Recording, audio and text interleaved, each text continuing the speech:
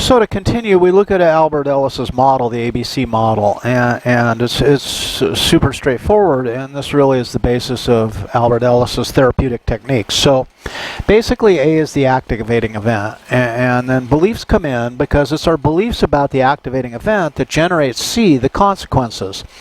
So notice Albert Ellis will sit us down in a therapeutic situation and analyze what we're complaining about, that is the consequences, and say, well, do you realize it's not the event that's associated with the consequences, it's your beliefs about the event. So therapeutically, if we change one's beliefs about the activating event, then the consequences change. So when we do therapy with Albert Ellis, he's placing a lot of responsibility on us as the person that essentially our response is the result of our beliefs.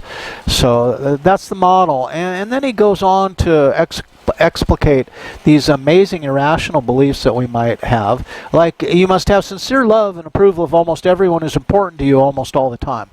And it's not doable. I mean, great if we get that, but to believe that that is the way the world works is probably largely irrational, and Albert Ellis would then work us through. A couple other examples: you must succeed in virtually everything you attempt in order to feel that you're a competent person.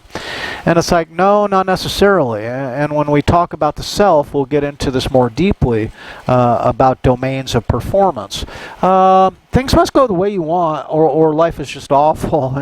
And again, this is definitely qualifies as an irrational belief. Other examples: other people must treat everyone fairly and justly, and you can't stand it when they don't. And if we're looking for fairness and justice in this world, we're going to have to search long and hard. When there's danger or fear in your world, you must be preoccupied with it and continually upset about it. And no, it is possible to detach, right, is what Ellis is suggesting. So you can go on down the list. I don't want to hit you every one of these, but you can take a look at them, right? And then 10, you can achieve happiness by inertia and inaction. Probably not, right? So this brings us to homework 2, and let's discuss that then. Irrational, destructive versus constructive beliefs. And Ellis suggests then that it's the irrational beliefs that fall between the activating event and the response to the event that is all important. So taking that a tiny step further, I ask that you, in a think, pair, share style, we do this in the classroom, but we're online, so we're going to do it a little differently, to first identify a destructive belief, right, for each of you. So this is something you're going to pass among your partners in this assignment, right? And then please suggest a constructive alternative to each of the destructive beliefs. So this will entail, and here's the details, right? You're going to share one destructive belief about yourself, but then for your 3 partners, you're going to supply 3 constructive alternatives, one each to your group partners. So 4 elements that you need to produce. First of all, identify and share one of your irrational beliefs, and then look at everyone else's and supply them with a constructive alternative, right? And this is something that would be part of the therapeutic process according to Ellis. So if there's any questions, what are you going to do? Yeah, you're going to email me, you're going to come to office hours, you're going to bring your questions to our live Zoom session Tuesday at 9:30, up to you, right? So, Alice's RET then, right, what we're looking here is rational emotive therapy. That is turning the irrational into the rational. And so the ABC model, we already know, right? It's the activating event. You fail an exam, and your belief is, well, you know, people who fail exams, they're failures, and that's the belief system, and that's where the issue is according to Ellis, right? The consequences, you feel sad and depressed, right? Now, the disputation format is, okay, so I've felt this negative consequence as a result of my belief. One thing that Ellis trains us to do, and this will help you with your assignment, I believe, is the disputation. You challenge your beliefs and you say, no, you know, just because someone fails an exam doesn't mean they're a failure. Notice I've disputed the existing belief, right? And then the effects. You put the changed beliefs to work. You make that part of your belief system, and now you don't necessarily suffer the same consequences, or at least not with the same intensity. So you can kind of plug anything that you're reading in the assignment into this model, get the disputation, right, and then the effects will kind of take care of themselves. Okay. Now there's some advice there. What's the evidence that I'm telling myself this is true? And that's one way to dispute the belief, right? What's the worst could happen? Could I live through it, right? What are the effects of believing this thought? And again, this is a practice in mindfulness. We're becoming ever more mindful about how we can function maybe as our own worst enemies under certain situations. So that's Ellis, kind of in a nutshell, and homework too. So I hope you enjoy exploring the ideas through this. Now, another kind of way to look at this and to capture our individual differences is rank order these as they apply to you. This is something we would do in class as well, so you can say, oh, okay. So, anyway, let's move on from that, right? Okay. Or, here's a toothpaste personality test. Which one best describes you? And if you need to, go into your bathroom and check this out. Which tube is it? And notice that this is getting tremendously old school because toothpaste is going to come less and less in tubes and more in those plastic kind of containing devices that don't show squeeze marks. So we'll have to develop a new test, right? Because a toothpaste tube test might not be much longer. Now, let's talk personality and stress because we kind of segued into individual differences here. Type A, I discussed before, if you're a type A person, you might be wound a little tighter, perfectionist, and become more frustrated more easily. Right? Type A behavior pattern is characterized or defined by intense, angry, competitive, perfectionist responses to challenging situations.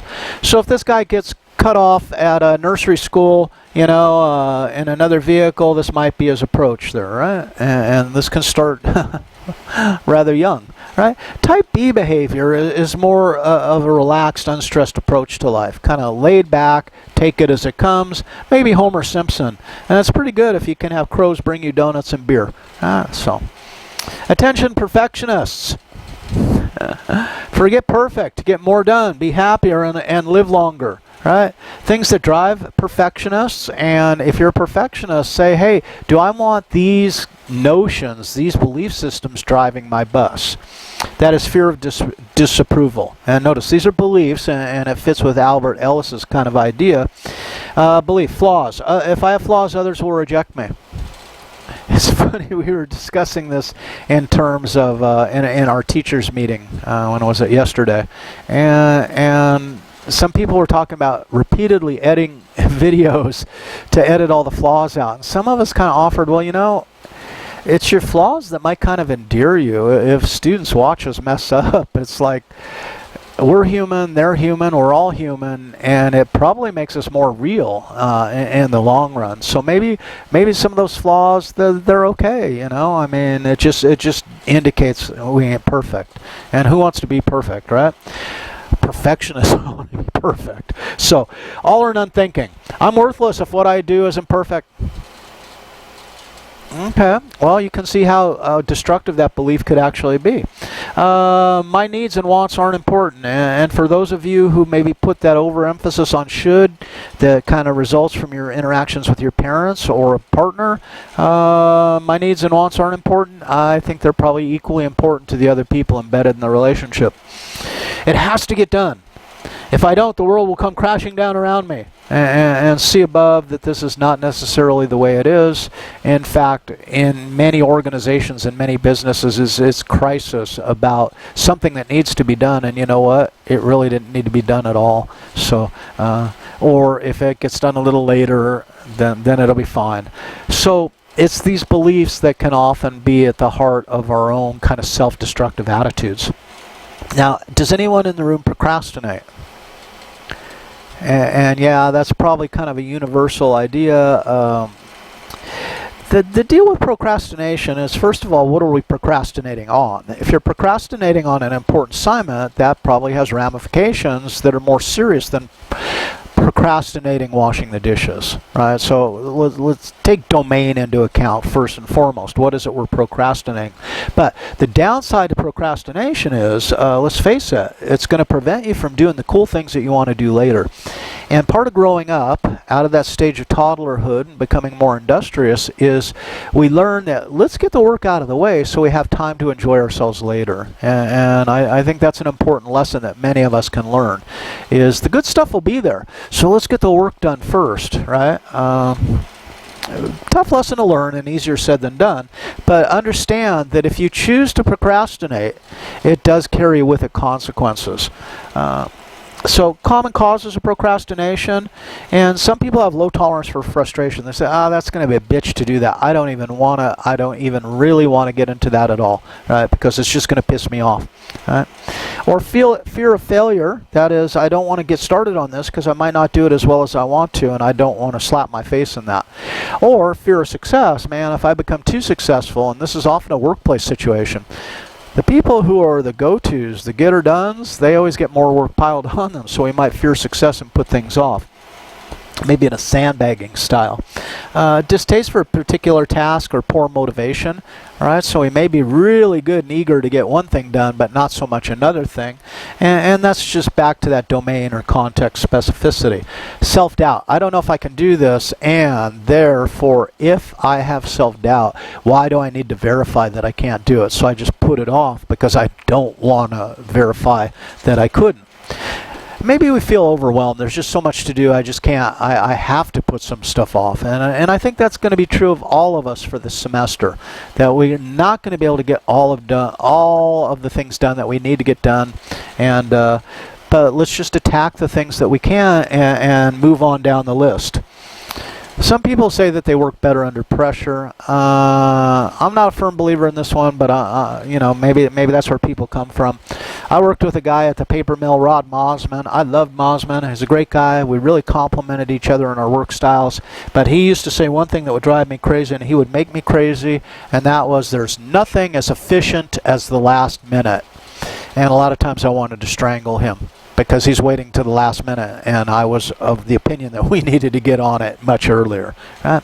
But maybe that's where people waiting to get into the mood, right? And this kind of speaks to emotional intelligence in some components. Do moods just occur, or do we essentially have some power to create our own moods, right? So if we're just waiting to get into the mood, then it's kind of a passive approach. If we say, you know what, I got to get myself activated, and for me, I often do this with music. If I'm kind of dragging my ass, then I put on some music that's going to kind of kick me into a higher gear. And notice that I'm not waiting for the mood, I'm manipulating my mood in an effort to make the task more palatable, right? So to what extent? And understanding how you work and how you think, that's part of the mindfulness component. Writer's block is often a critical issue. I met a couple writers that my mother had known in Hollywood, and Victor French is the one writer I'm thinking about, and he had a long career in westerns and did a lot of work with Michael Landon, probably names that you're not familiar with, but he did a lot of screenwriting, wrote a lot of scripts, did a lot of acting, did a lot of directing. He was kind of full service in that regard.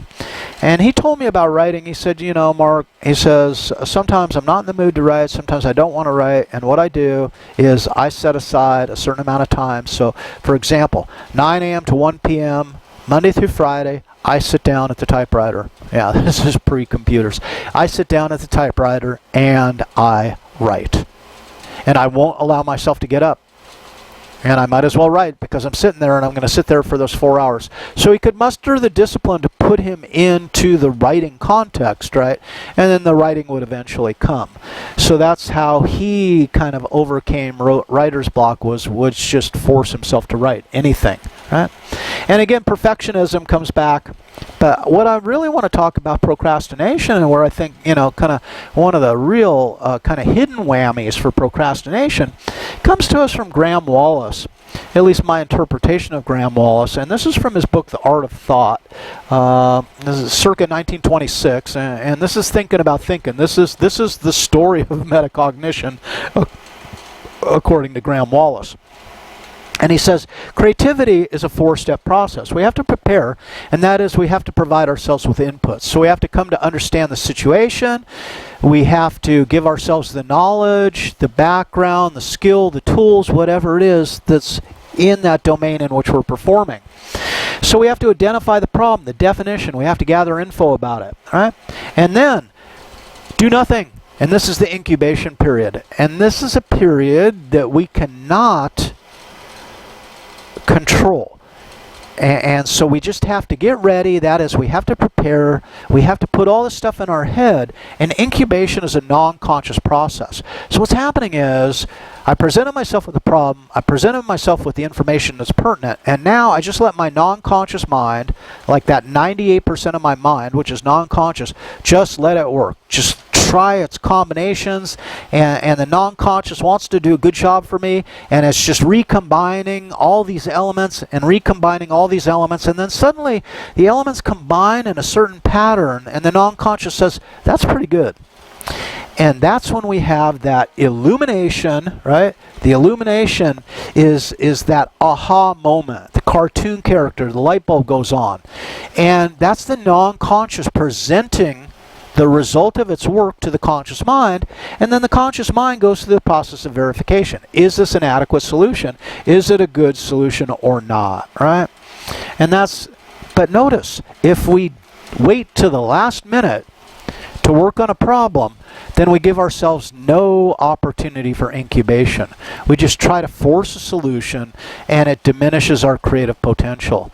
So to me, one of the aspects of being creative is get a head start on it, if we really, and be prepared to allow the process to take its own. And this is, I have an assignment that I'm working on for Psych of Emotion, and I want it to conform to 6 people working together, so I want 6 sub-projects within the project, and I wrote down just a couple words for each, and I'm not prepared to develop the assignment yet, but it's going to come to me, and it's going to come to me in another day or so. So a lot of times I think in terms of developing work product over a period of days, right, but prepare myself and get started on it. So, and we'll see what pops to mind. Environmental stressors then. Well, what's the catalog? Natural disasters, terrorism, noise, temperature, air pollution, right, crowding, invasion of personal space. All of these are potential environmental issues and potential stressors. Now, terrorism is something that probably warrants conversation. I'm not sure to what degree, and again, I would kind of default to Stephen Bengal in his class on personal security. I think he's got a pretty good handle on this. But if children are kind of wigged out about terrorism, then talk about children about the feeling and listen without making judgments. Like, oh, don't feel that way, or buck up, little buckaroo, or whatever crazy-ass statement we want to use. What we need to do is talk more in terms of just listening. And that's one of the most valuable things you can do for your children, your friends. Don't rush them through the thought process. Right? Assure children that you'll be there for them. I got your back, right? And I tried to do that, not that you guys are children, but I tried to do that at the beginning of each of our courses, is no matter what happens this semester, I got your back, and that's my priority, right? And that's the way we talk to those people that we love and we want to care for. Spend as much family time as possible with the children. Give some children control. So maybe they can't control what's going on in the world around them, but maybe give them the opportunity, hey, what do you feel like wearing today, right? Instead of setting the clothes out for them. Or if you could have anything for dinner, what would that be tonight? Huh? Have them make plans for the future, because when we make plans for the future, we believe that there is a future for which we're making plans, right? And that the world is not over or ended. Allow them to grieve losses if they've had losses, and notice that this is not just advice for dealing with children. This is advice for dealing with all of us. And maybe don't tell them they're 8 times more likely to be killed by a police officer than a terrorist. And I know I had to slip that in there. But this is a real concern, and especially it's tied to ethnicity. And I don't think it's something that we should ignore. It's a staggering fact, and there's a lot of reasons for it, and a lot of what-so's about it. But don't tell them that. So catastrophe, what is it? Well, 5 stages to catastrophe that occur in the wake of a natural disaster. We've got a hurricane bearing down on Texas and Louisiana. Boy, let's hope that it's not as devastating as people are saying it's going to be. That will unfold probably right before you actually get to see this. So I got a catastrophe there, and this is not a surprise catastrophe. This is a house in Hawaii that's burning as a result of a lava flow, and they predicted the lava flow was coming this direction, so they knew it was going to happen, but it's a catastrophe nonetheless. What happens in the face of a catastrophe, well, people develop psychic numbness, right? But then they leap to automatic action, and this is also the result of people's training, especially with first responders, why they train so extensively, because the actions that they engage in upon an emergency are often quite habitual or automatic. And then we pull together and develop this tremendous communal effort. But then, once the problem is solved, once we're done, the letdown occurs, and then we go through a recovery period.